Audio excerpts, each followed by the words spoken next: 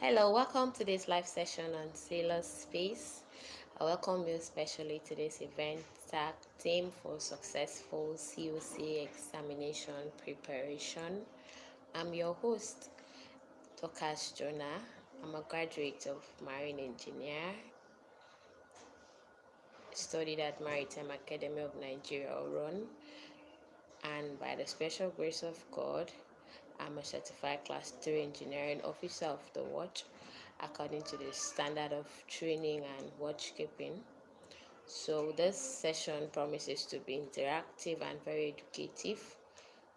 Also note that this tip cuts across classes preparation for class 3, class 2, and class 1. The greater the effort you need, and you need relevant preparation also. So while the session goes on, you can drop your questions as we proceed, as I'll try to answer most of the questions. Also, as at the end of the session, I'll be giving textbooks recommendation for class 3 specifically, although class 2 participants can also use some of this textbook, because some of those questions do repeat themselves but in a different perspective. So if you want to enjoy subsequent events like this on Silos Space, you should subscribe to Silos Space, the Engineers and Navigators Hub, and also click on the notification bell so that whenever a video is uploaded, you can be notified and connect with it.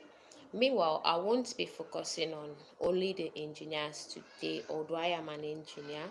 I'll also be giving relevant tips for the deck guys, because I during the classes got to hear a lot of people talk about failure, high rates of failure for navigation and chat work, and you would ask, why are people always failing navigation and chat work? So that's why we should talk about it, answer some questions relevant to that aspect also. So quickly, let's go into those tips. I really don't want to take your time, but just want the session to be very interesting and interactive. So the first thing I'll be talking about is late planning. So we all know that your certificate of competency examination is going to last for a duration of 6 months. And now within that 6 months, if you have to segregate time and plan, what time are you supposed to start your past questions? What time are you supposed to read your textbooks? How will you fix in your classes? How will you handle all of these things? So if you don't do these things, you get to find out that towards the end of the preparation, you'll be choked up. I hear most people say that time in class that they are waiting for 2 weeks to the exam. And I'm like, what can you achieve in 2 weeks to the exam? You don't have a focus, you are not studying before then. How will you cover the bulky work of all your focus within 2 weeks? So the first mistake we do is not to plan early. So when I mean plan early, I don't necessarily mean you are attending classes. We know that there are a lot of people that, due to one reason or the other, do not really attend classes, but they still make their COC result. It's not magic. It has to do with planning. When I say planning, we talk about the roadmap for your entire class duration. How do you intend to pass this exam? Have you gotten your relevant textbooks for your courses, either hard copy or soft copy, depending on the one that fits you? Do you have past questions relating to these courses? Most people neglect the importance of past question, but as far as certificate of competency examination is involved, past question is very, very important. Another thing, do you attend classes? Attending classes is very where you are good, where you are bad, where your strengths and weaknesses are in different courses. We are supposed to do a total of 4 courses, both for the engine and deck guys. So if, for example, I'm an engine person. I know MEK very well, that's motor engineering knowledge. I am not really good in general engineering knowledge, or I know naval architecture and ship construction, but I'm not really good in electrical and electrotechnology. So what are the necessary steps? What will I do just so that I can cover up for the lapses that I feel I am going through, so that I'll be able to understand more and do well in that particular course. Another thing relating to the late planning is, have you made a draft of your study time?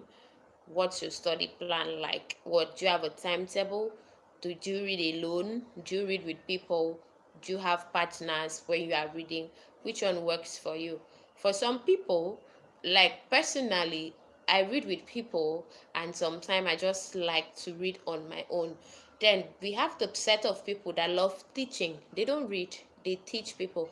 So as they teach people, they get to know. So which one best suits you? You have to know which one suits you and you do it. If you're the teaching type, that means you need to organize tutorials for your class more often. If you're the type that reads alone, you read alone. If you're the type that you comprehend when you interact with people, then you need to get a study partner for yourself. Just know what works for you and how you put that in place, so everything just falls in place. You just need to create a balance. Now personally, if you go to class within the first 1 to 2 months, okay, let me say the first month you're just familiarizing with everything, the classes, the lecture, how everything is going, that's okay. But within the first and second month, you should be able to know the textbooks you are using, to get a quite a good number of past questions for the examination. You should know who your study partner is. Who do you want to work with? Who can encourage you? There are a lot of people that other people motivate them to study. So you need to find out all these things within the first 1 to 2 months. We have 6 months, so you need to get this straight. Plan this within the first 1 to 2 months. Now, the second point you should consider is your class attendance. People really feel that even if they don't attend class, that they will still pass. We are not arguing that fact, but there is, you could agree with me that over your years of study in school, when you were in your tertiary institution and even when you were in secondary school, you find out that most lecturers give handouts and textbook, but not everything that was in the handout that he will say in class. There is always this residual knowledge that he brings to class to share. Okay, let's even assume a situation where everything that he has in the handout he says is in class. Fine. But there are ways he explains it in, and you get to understand it very well. Now, in this particular aspect, if you know you cannot come to a certain class, this is what I do. Most times I ask my colleague to do a recording of the class session for me. So when I come to class the next day or whenever I come, I don't need to hear from them. Rather, I'm listening to what the lecturer had said personally. So it's more like I am I was not there, but I have a replicate of what was said there. So I just imagine it and use it. So that can work well also, especially when you have a problem in a particular topic. It is very important that you attend that class so that you get to ask your questions, and the lecturer gets to answer those questions for you. Now we go to note taking. Personally, I like taking my own notes. When you take your own notes, it helps you explain things in your own language, in your own terms. It makes it simpler, and it is really hard for you to forget because it is you that wrote that down in the language you understand. So note taking is also very important. Now, in as much as I know Certificate of Competency exam has a lot to do with past questions and getting to solve the answers for it, there is a place for reading your textbooks and other relevant materials. Now, when you read your textbook, you get the whole idea about that particular topic. But when you read a past question, you just answer that particular question. Now, for example, for the engineer, you have a question on cooling water system. Now, The question says draw a cooling water system, outline some safety features in the system. That's okay. You go to your textbook, extract that answer, and give it the way it is. But you will agree with me, but that when you are studying cooling water system as a whole from a textbook, not like answering a past question, you will study the diagram, you will study a lot of things associated with cooling water system. Now eventually you go to the exam, and the question was not necessarily the diagram, nor was it necessarily the safety tips. You find out that you remember some other things you study. So that's why it is very important that you study your textbook, study the relevant topics. And because I feel that if you study your textbook very well, even when you're preparing for your orals for the engineers, you will not really put so much effort, because you will be revising what you had already done. Okay, so now you must always do your past questions. This particular exam has a very high dependence on past questions. You must get your past questions and at least solve the last 3 years. If you can solve at least the last 3 years, then you can satisfactorily say, um, for that particular course, you may have at least 2 to 3 questions from there. Now, if you had planned earlier, you can solve as many past questions as you like. But when you are, that's for your study. But when you are ready for the exam, there's exam date, there's exam time, and you are now preparing for the exam, I would encourage you to stick to the past 5 years if you can, or stick to the past 3 years, so that you would not be confused. Now, there's one misunderstanding people tend to get, that um, they have exam. Let me use an example, NIMASA. That NIMASA has questions for NCV and NIMASA has questions for Unlimited. I really don't know about the other flag state and the examination, but when it has to do with NIMASA Certificate of Competency or examination, all they have is question banks. There's nothing like NCV question bank, and there's nothing like Unlimited question banks. All they have is question banks. So when they feel they want to give an exam, they go to their question banks and take out questions, and it's in their place to add new questions to that, or to remove, or to change, or to twist the questions however they like. Now, this is where the place of reading textbook comes in. When you study your questions, and an examiner gives you a question that may be a bit different from what you study from your past question, the place of reading your textbook comes in, because you will still be able to comprehend the question and know what they asked you. But when you studied only past question, and it was, let me say, a calculation, and you crammed that calculation or studied that calculation intensely, and it came to the examination, that calculation was just changed a bit, you get to find out that you'll be lost. You totally don't, you will not relate how to handle that question. So you must always do your textbooks and do your past question. Try to do at least 3 years or 5 years if you can. Please, for the NCV, do unlimited past questions. For the unlimited, do NCV past question. This is strictly for NIMASA flag state. I really don't know about any other flag state for now, but past question applies to every country you go for a certificate of competency. There must always be past questions repetition, so it is very important. But for NIMASA, if you are doing NCV, please, when you are doing past question, do NCV and unlimited. If you are doing unlimited, when you are doing past questions, do unlimited and NCV, so that you would not um be misinformed, or you would get confused thinking that there's something happened in our last exam. Most of the questions the NCV were expecting, that's what the unlimited wrote. Then most of the questions the unlimited were expecting, that is what the NCV wrote.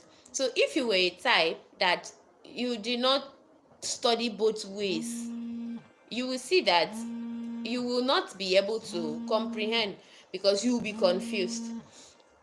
Okay, so the next point is about your study partners. Okay, so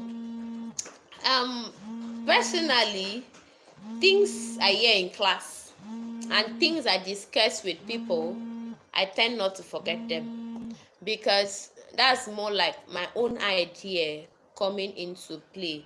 That's my own idea coming into play. So now, when you have when you have um, a particular topic that is giving you issues, for example, and you know very well that you're this kind of person that you flow very well when you talk about it with somebody, it is very advisable that you get a study partner. What the study partner does for you is help you discuss it with the person as if you were writing it in the exam, and by so doing you will not forget it easily. But if you are this kind of person that learn by interacting, and you don't get a study partner for yourself, you just casually stay and like, okay, let me just read, you may you may not really understand what you are reading. But when you are this type of person that learns with interaction, and you get a study partner that helps you understand it.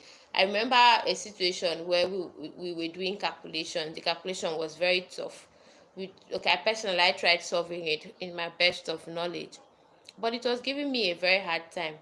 So we tend to find out that when I went to somebody, when I met one of my study partner to do it, it was very easy for me, because I, how will I say, I he brought his knowledge, I brought my knowledge, and we combined the two knowledge together, and we got results. But have you imagined a scenario where I just left I just left the the question like that?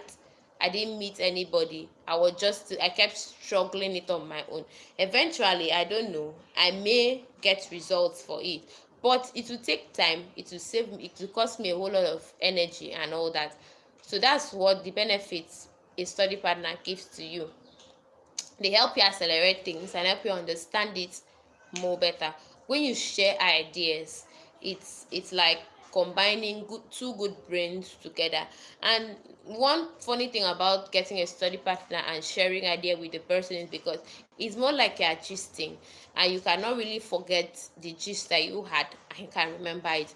Okay, so another thing is getting too confident.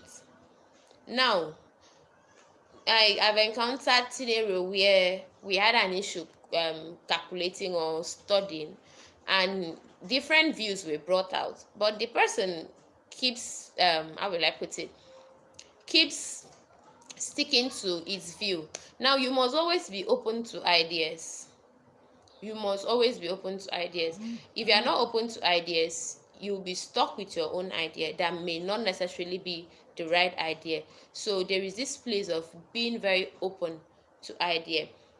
Also, when you overconfidence can also come in when you are answering the questions. There is mistake people do when they give you your answer booklet or your question paper. You see a question. Some question may look like the another question. Now, remember that you've read a lot, you've read so many books, you've done so many past questions. There are tendency that your brain is actually very full, and you can definitely do mistakes when it has to do with answering the questions. So it is best that when you are doing answering any question in the exam hall, be very sure of your answer. When you see the question and in your heart of heart you know it, sit down, relax, take a deep breath, go through the question again, and ascertain that really this is the question, and that I really understand it, and this is the answer. Don't just jump into the question.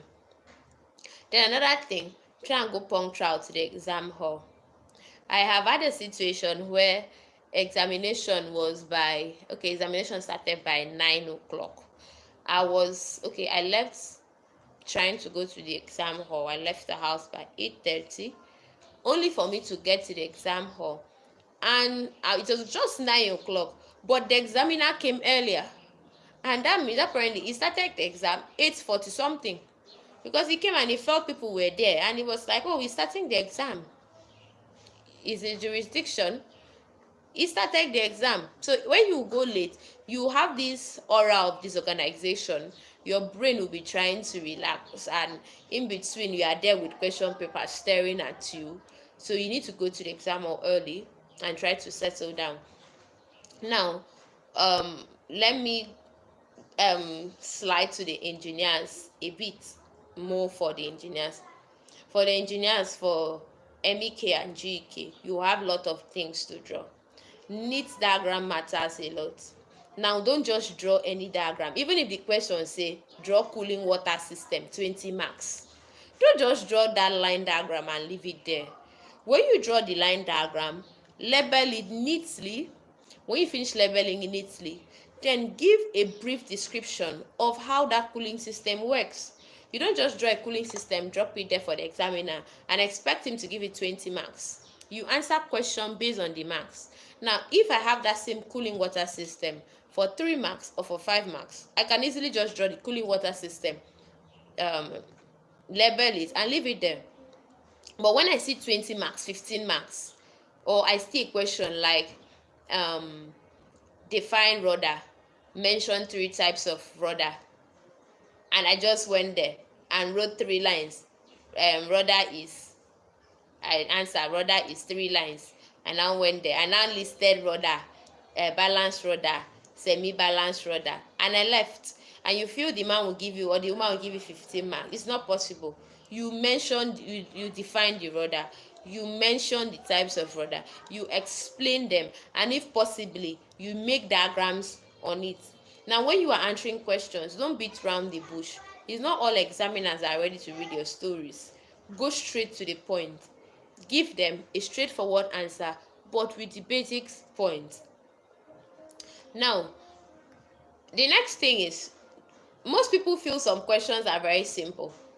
No question is simple and no question is very hard. Consider all questions as important, and consider them very important for you to pass, because that question that you feel is too simple may just be your own saving grace for you to pass. There was a situation where someone actually submitted question paper without answer.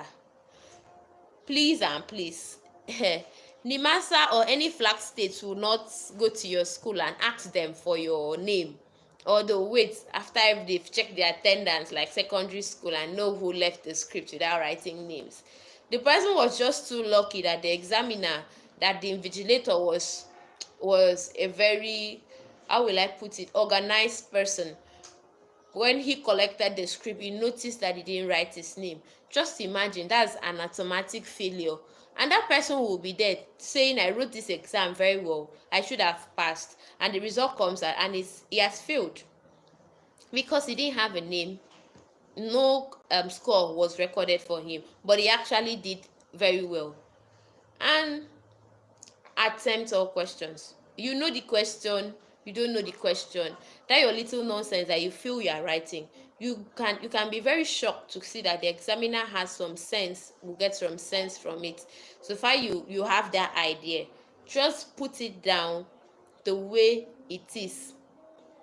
Don't say I don't know this question, so let me just leave everything like that. No, just start doing them first. Also, I see people leave spaces in their books. Me, I don't encourage that. When you get a question, go straight to the ones you know very well. Start with that one first. As you progress, your brain keeps remembering things and you keep writing it out. Now, for the engineers, when you are doing your calculations, please do your calculations very well. Cross-check your answer as much as possible. 2 hours is a very long time for you to do that. If you had read and know what you do, cross-check your answer very, very well. Because I've had issues of my calculator giving me a wrong answer actually. But because of this cross-checking of answer repeatedly, I was able to overcome that. Make your line diagrams and your diagrams very neat. When I mean very neat, don't make them small, make them big. The answer booklets are much. Make good use of them. If it is not enough, ask the examiner to give you another one. They will give it to you. When I say make your diagram big, don't make it outrageously large. Just make it reasonable. Neatly drawn. Use your ruler when you are drawing. Don't do freehand sketch. Label them properly. And always remember, for every question that you are asked to draw, try to explain the working principle of that drawing. Most questions the examiner will not ask you. They won't ask you. Is they just feel you are supposed to know that this diagram should have a working principle, especially when it has a very large mark attached to it. Then for the electrical and electrotechnology, something funny happened when I was doing my own exam. Everybody studied calculation. Elect has a lot of calculation, and it's very easy to pass, because if you do like 2 calculation, you have 50 marks, you've passed. Now something funny happened. People studied calculation to the point that they neglected the theory part of elect. Guess what happened? In our entire exam, we had only one calculation.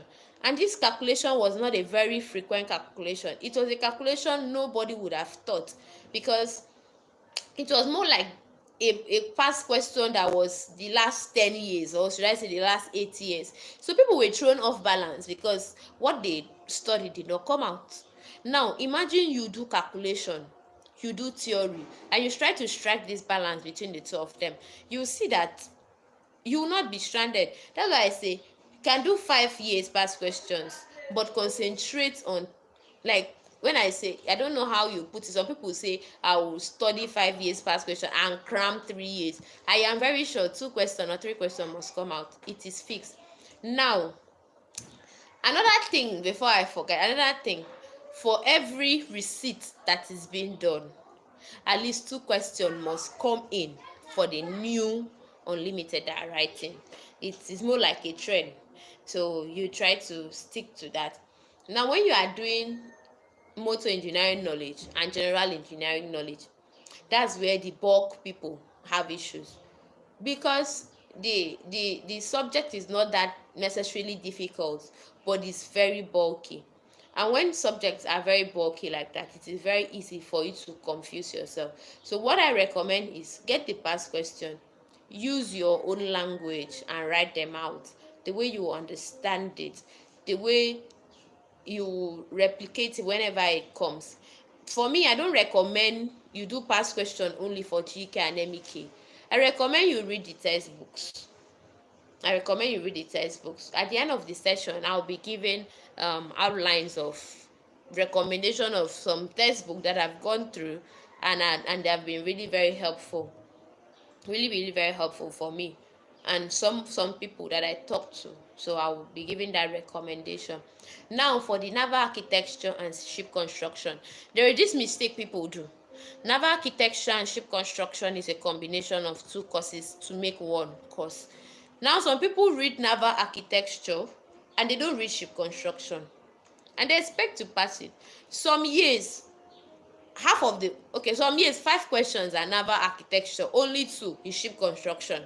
Some years, 5 questions are ship construction and only 2 are naval architecture. Now tell me, if you had concentrated only on one, how do you intend to pass?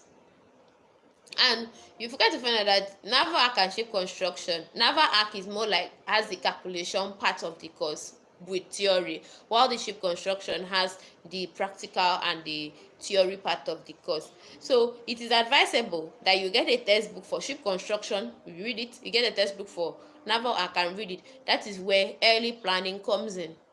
You don't need to finish the entire textbook. No, you get your syllabus. The master, thank God, the master have now provided syllabus, and other examination in different countries, they have their syllabus. So you get their syllabus, you read according to the syllabus and cover the topics in the syllabus, and you are a safe person. Then I think that's it. Then for the engineers, know your working principles. They are very important. Know your working principles, know your applications, know your calculation, do neat diagram, do neat drawings, explain your work, and handwriting matters. I see some people's handwriting, it looks like shorthand, and you expect somebody to mark it and give you good score. Some people necessarily pass the exam, but they have this handwriting that the examiner does not understand what they are writing, so automatically they fail it because the person just feels that you are writing nonsense, meanwhile we are actually making some good sense. So that's it for the engineers.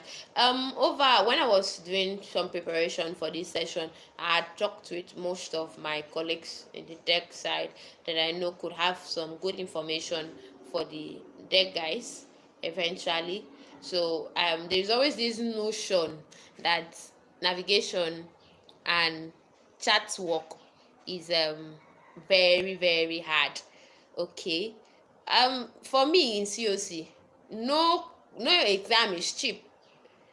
You see, the last year, the exam that had 50% pass mark was what gave people real issue. The general engineering knowledge was so easy that, and I got to find out that we over prepared for it. So when we saw the exam, for us it was very easy. Now for the exam that normally is simple, most people under prepared for it, and so when the exam came, it was very hard for them. So no exam is very hard and no exam is very easy. So back to the deck, guys. From my own research, reason why people fail navigation is because they stick to past question and they don't go deep into their study. Now, for you to pass navigation, from my findings, I am not a deck person, so disclaimers notion is attached to this. You should cover a whole lot as possible. Please use your syllables. For those doing Nigerian COC, NIMASA has a syllable. Tell your lecturers to give it to you. Use your syllables. For those doing their COC outside the country, those country also has their syllable. Study with their syllable. Try to cover a whole lot. Now, when you read them, you now come to the past question and solve them. Don't solve the past question and use the textbook to answer the past question, because when I was doing my COC class, I always go to the deck class because I had good friends there. So sometimes I join them in their study, and I get to find out that some people use the textbook to answer the past question. Now there was this year that the question was very confusing. I think should it be that was a composite circle. So I got to know that those that studied past question, they were doing just the great circle. They didn't do the composite. There's a composite great circle or composite circle. So they were confused. But this is one topic in that textbook. I didn't mean the person just studied great circle in thoroughly, like very deeply. You agree with me that that mistake wouldn't have come into place. So for the navigation, for the deck guys, I will give you some navigation tips I have gathered. I just hope this will help. Please don't follow past question in navigation. It will not help you that much. It will help you while studying. So use the past question, go to the topic and study well. Okay. Um it can start with great circle. I know great circle is always a number one question because I'm always very frequent in the deck class. So great circle it always comes out. I think almost every year it comes out. Then we have calculations on ETA, we have calculation on bunker and arrival, then calculation on the different kinds of sailing, the parallel and plain sailing, the Mercator sailing. You should also do that, and also the transverse sailing. Then study how to take sites, how to get your latitude. That's either latitude by meridian altitude and intercept method, whichever method. That's not my field. I'm just giving you this based on recommendation, so just get used to your position line. Now for the chart work, what I personally noticed was that people don't like doing their chart in class. They focus more on the navigation, that is the calculation, so that they will not feel it, forgetting that chart work is also an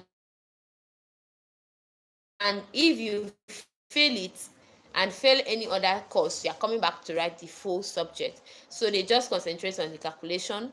They don't practice their chart. There's an old adage that says that practice makes perfect. So I don't see how you get perfected in your chart when you don't practice it. So it is very important you practice your charts properly. So some topics you should consider while doing your chart: allowing for current, counteracting the current, practice radar plotting, side work passage planning. Now, from my study and gathering, if you can study these 5 subtopics and do your calculations well on them, then you should pass your chart work with ease. Now, when you are doing questions on allowing for current and counteracting current, you should always know which one allows and which one counteracts. Because I remember whenever I go into the class that time, it is either I'm hearing counteracting or allowing. So you should always know which one counteracts. And when you are doing questions that has to do with bearings, you should always know which one is the direct bearing, that's the direct causes, and the reciprocal bearing. So chat work, I feel if you've had a good experience on board, chat work should be easy for you because you do it on board. And the master use our local waterways for their chart. So is it not better if you ask your school to give you a chart that covers our local waterways, shows everything, rather than, it's not wrong to practice with an English chart, because I know when I go to class that time, I saw English chart and the local waterways chart. So I asked, why don't people use one? So they are like, the English chart is more like their general way of learning, but also try to practice with our general Nigerian chart that shows our normal Lagos and Port Harcourt waterways, because you never can tell. The master may just decide to use that one. That's for Nigerian COC students. So for the chart work, basically just practice your chart, don't neglect it, study it properly, and that should do. Okay, so now I'll go to the orals. Basic things to do when you are going for orals. You are a engine person, you are a deck person, whichever one. Now, I cannot go to an oral and I look so unkept and my clothes are rumpled. Dress neat, smell well. Don't look as if everybody in your family died. Wear a very bright smile. Then show this aura of confidence. And when you enter inside, greet. Wait, allow him to tell you to sit down. Examiners, they love respect. So try to show it with when you are there. That's an exam. That's more like you're going for an interview. Now you go for an interview for a job. You don't just barge into the person's office, you don't knock, you don't greet. No, you don't do that. So just imagine yourself going for a job interview and try to follow suit. So now I'll go to the engineers first. As you're going for your oral interview is very dicey. Some people say it's by the special grace of God. Yes, I know. You pray, you do all those things, you believe God. Yes, I know. But that is where preparation comes in. Remember, I had said that you don't just study past question and decide to pass certificate of competency exams. No. Remember, you read some textbooks that time. You read motor engineering knowledge, you read general engineering knowledge, you read ship construction, you read naval architecture, you read electrical and electronic technology. Now, do you know what all this knowledge does? Even if you don't use it in that exam, when you are studying for your oral examination, this knowledge comes into play here. You don't need to start reading all those textbooks again, because how long do you need to use and prepare for the exam? Because you finish your exam on Thursday and most possibly read your orals on Friday, or you can do your orals on Monday. So now, if you did not study, how do you intend to answer this question? It will be very bulky for you to study. I know for the deck guys, I'm coming to them, they have a syllable strictly for orals, but for the engineers, we don't have syllables for orals. Our orals just means everything you know on GK, everything you know on MEK, everything you know on elect, everything you know on ship construction, everything you know on naval arc, everything you ever done when you were at sea, all your practical experiences. It does not have a fixed term. You just have to be versatile. And when this versatility can come from you studying, or it can come from when you were doing your IT and you were so serious and ready to learn. Now, the first one, for we have like 4 examiners. Some of the examiners have this examiner has a pattern of question. If you are lucky enough not to be the first person, look out for the patterns of questions from your friends. But if you are, I won't say unlucky, if you are so privileged to be the first person, then you need to rely on your residual knowledge and how well you've prepared for that oral. So first, before you walk into an oral examination, learn your line diagram very well. When I mean very well, learn it very well. Line diagrams and any relevant diagrams. Examples that I can remember: refrigeration system and air conditioning. Like when I did my own oral interview, I drew the refrigeration system and air conditioning.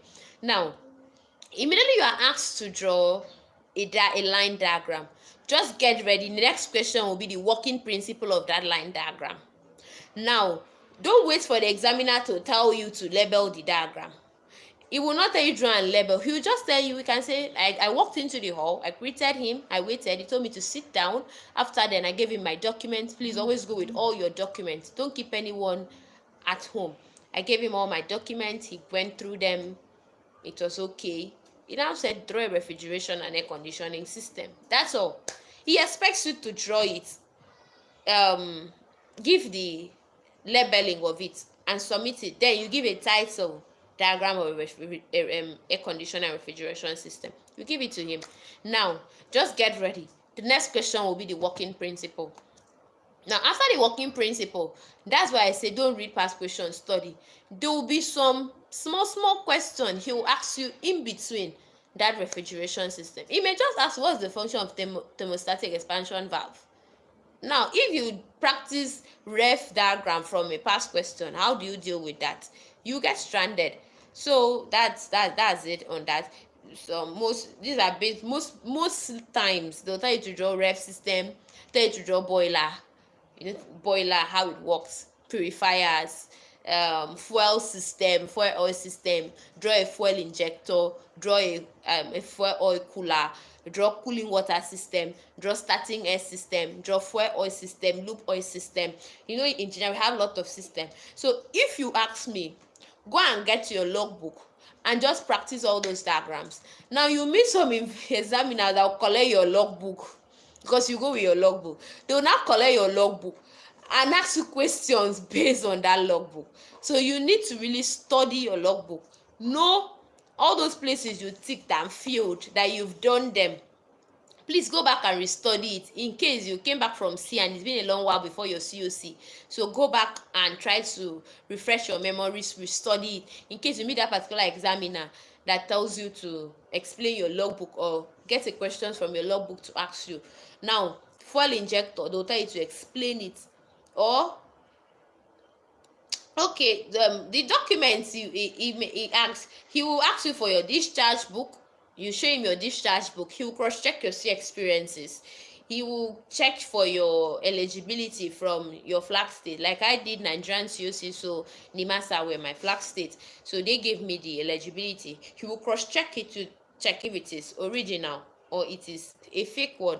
He will now go through the copy of the logbook you submitted to them, because for you to get eligibility, you need to submit your logbook to NIMASA. He will cross-check it if you submitted your logbook. All these things has marks. If you don't submit your logbook, there's a kind of mark he will deduct from you. He will cross-check every other document.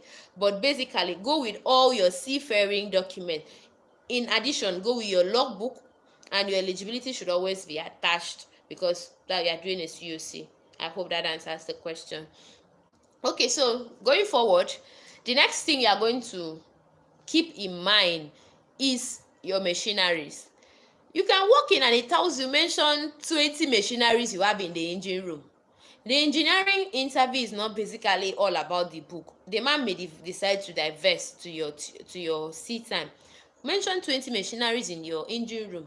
Now you mention the 20 machinery and he just pick point purifier and tell you, explain the working principle of a purifier. How do you handle that? So it is in your best interest to know the machineries you have in your engine room, the auxiliary machineries, the main machineries, their functions, what they are used for, and also their working principle. So you need to know their working principle. It is very, very important. You get to know the working principle and where they are applied, what you use them for on board. Like, you can mention a machinery in the engine room to be an oil water separator. What do you use oil water separator for? He asks you to remove use it to differentiate the bilge water, separate bilge water, so that you send it out as a clear water. He now asks you at what what's the modality by MAPO. One thing you should know in oral is that the way you answer, that's what brings your next question. No, if you don't answer it well to his test, you are giving him room to give you more questions. He now tell you 15 parts per million. The man now tell you what gives that conviction of the 15 parts per million. What is in the oil water separator that gives that 15 parts per million? He now says the oil monitoring and device, the OMD. And it tells you to explain it. So it's the way you answer your question. Question get question. So you need to really be confident when you are there. When you are answering a question, try to avoid more questions. So try to answer in the best of your ability, so that he will not derive more questions from there for you. But working principle, you cannot escape it as an engineer, because as for class 3, you are going there for operational levels, so you must know the working principle. Now when you go as a class 2 engineer and a class 1 engineer, your examiner is not interested in the operational level in your orals, because class 1 in most countries don't even do written examination, they go for oral. What is in their mind now, because you are now in the management level, they want to see your level of safety. Are you safety conscious? How do you manage your machinery? How do you manage human beings? How do you correlate the engine room to be a safe place for human first, for the machineries and for your company? But when you go there as a class 3 officer, just know that you are an operational officer, and working principle is very important. When you go there as a class 2 officer, you are a management staff, so you should be familiar with safety, how to manage your machineries and the people that are working with you, to avoid downtime in the business that you are doing, and to ensure that people's life come first. Now, when I was doing my COC, I had lots of abbreviations to answer. Now I just went to the man, just looked at me after answering some questions, and I said, what are LSA? Just imagine you are not good with abbreviation. You just be there stranded. Meanwhile, it's one simple thing. So you should be familiar with abbreviations. LSA, FFA, MSTS, SOLAS, MAPO, and very important, MAPO, not just MAPO. What was their date? What was the conventions that came to play? What was the convention that came to play? I will now take you back again to when I say study your textbook. It's when you are reading general engineering knowledge under this topic. Which topic? I'm trying to remember the topic. There was a topic that we were talking about when you're reading pollution. That's you talk about MAPO. So definitely you get equipment used for preventing environmental pollution, the conventions under MAPO. So you get to remember it. So all these things an examiner may just decide to ask you. I hope you know they don't have fixed question. They always have some questions that are fixed, but some questions just come randomly based on their brains.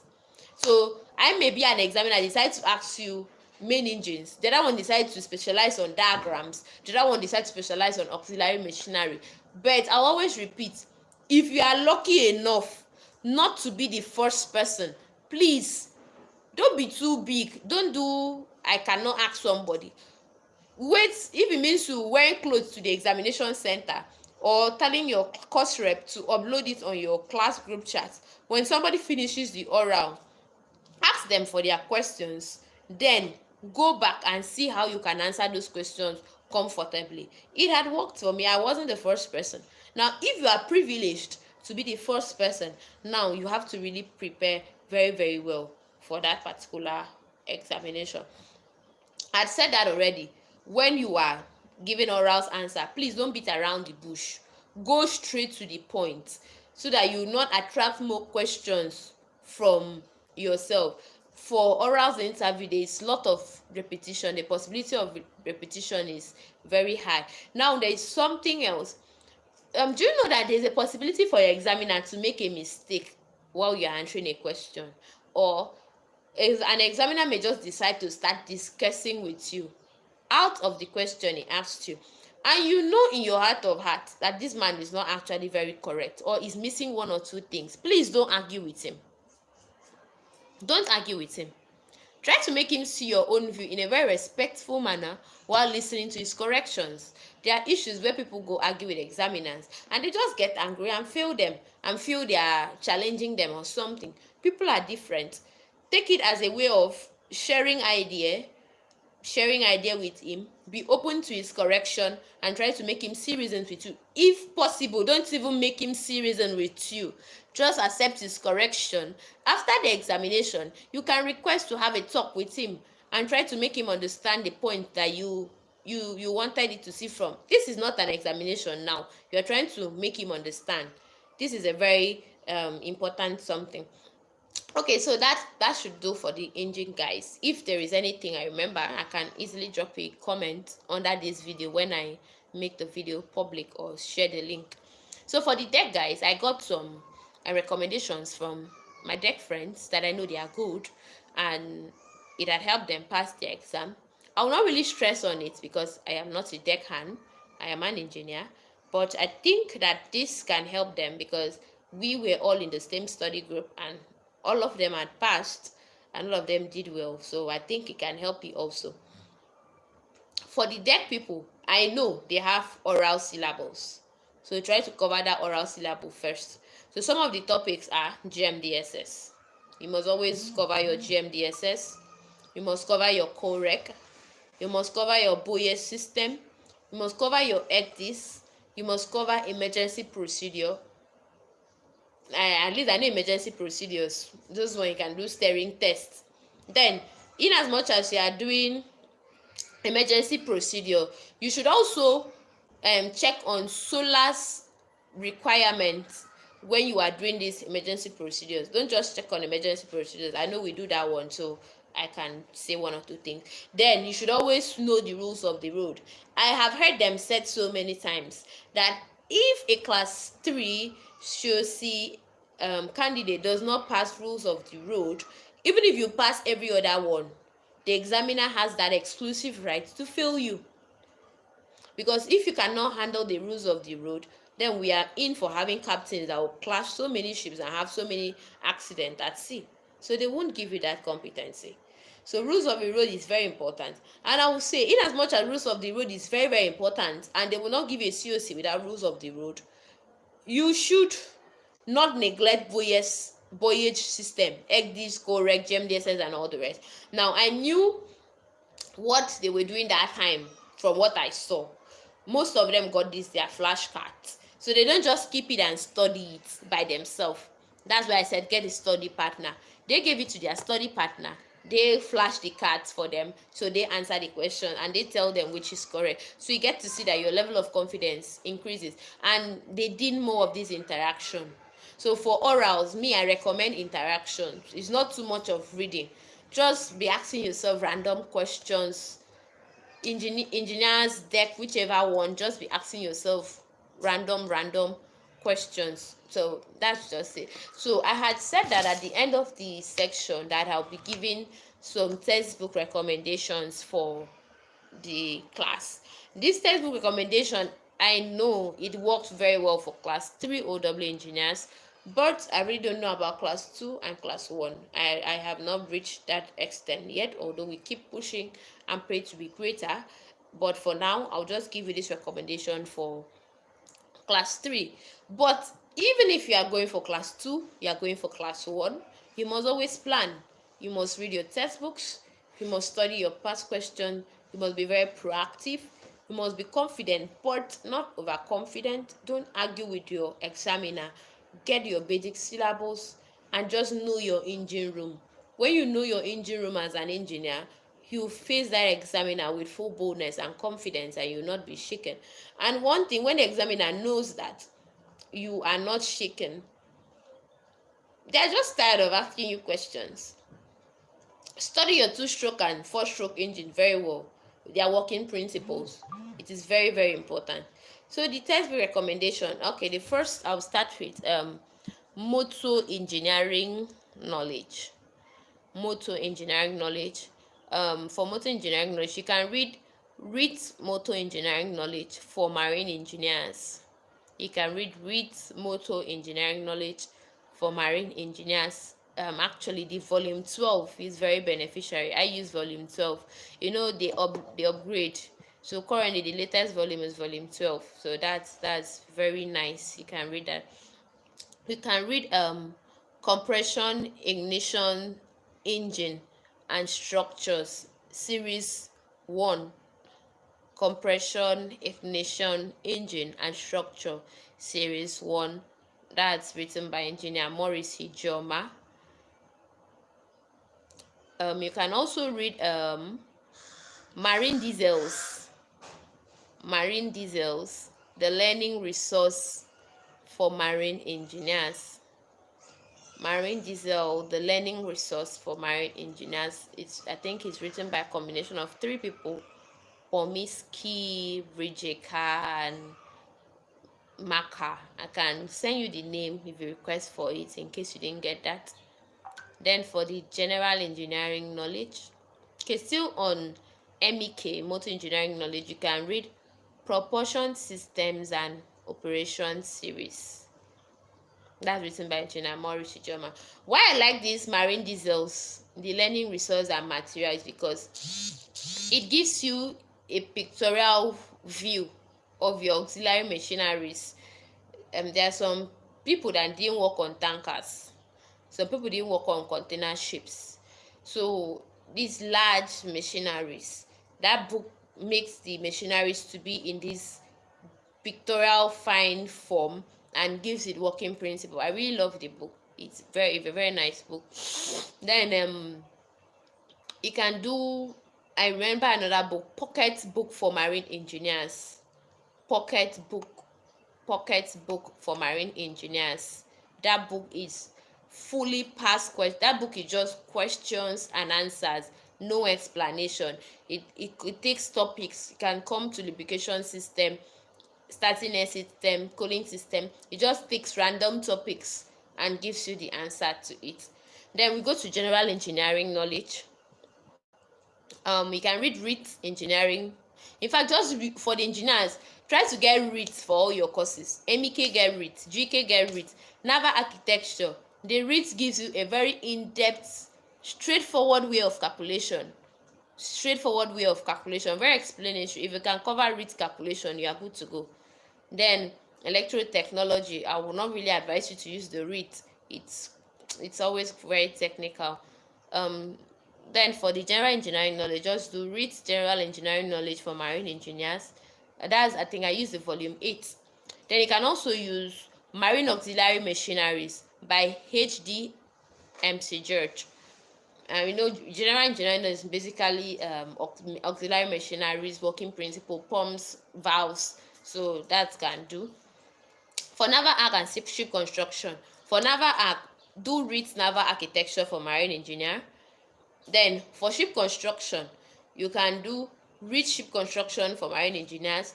Merchant ship construction, I love that book. It is very, very nice. Merchant ship construction. Then you can do ship construction by DJ Iyeris. Then electrotechnology, you can do practical marine electrical knowledge.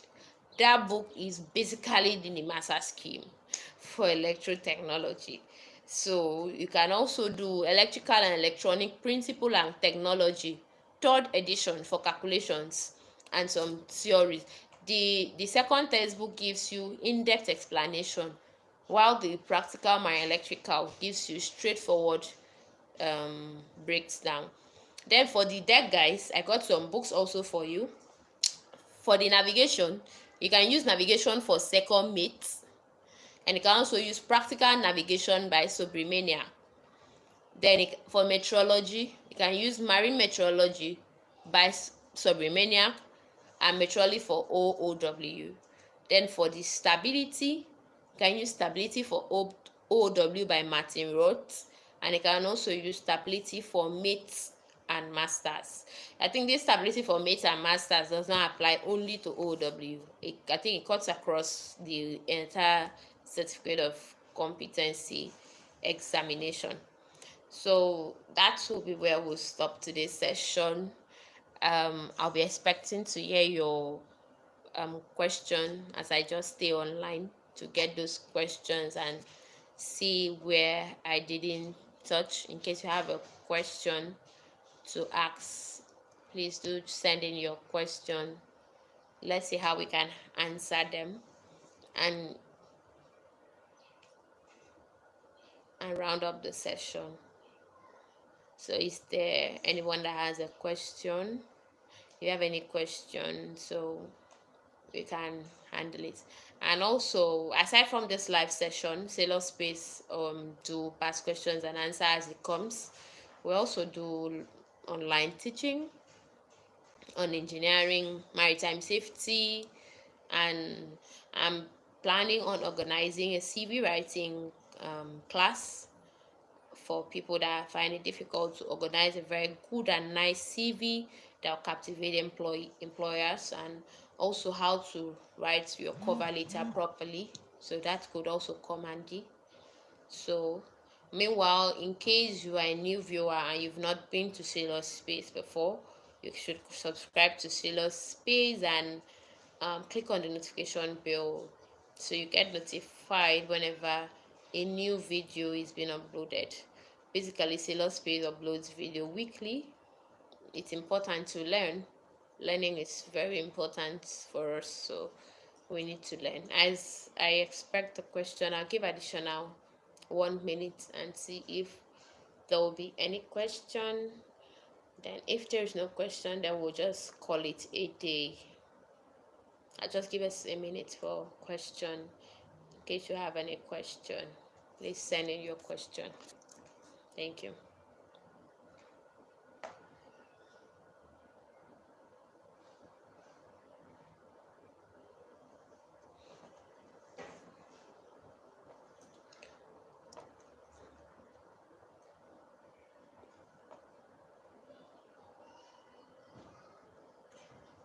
Oh, I appreciate the comments.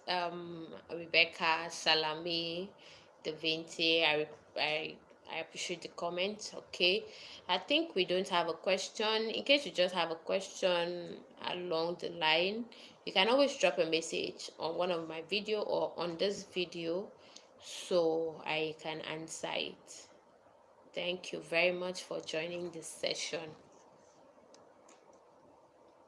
as I wish everybody success as they prepare for their certificate of competency exam. See you some other time and stay safe. Thank you.